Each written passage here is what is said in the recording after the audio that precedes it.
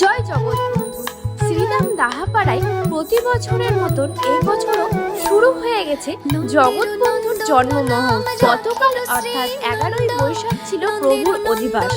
আজ আছে সীতা নবমী। শ্রীরাম দাহাপাড়ায় প্রভুর জন্ম উৎসবকে কেন্দ্র করে 7 দিন ব্যাপী হবে মহানাম কীর্তন এবং প্রভুর জন্ম উৎসবের জন্যই শ্রীরাম দাহাপাড়ার প্রত্যেকটা কোণ ভীষণই সুন্দরভাবে আলোকসজ্জায় সেজে উঠেছে এবং সেই সাথে এখানে একটি বিশাল বড় মেলাও বসেছে।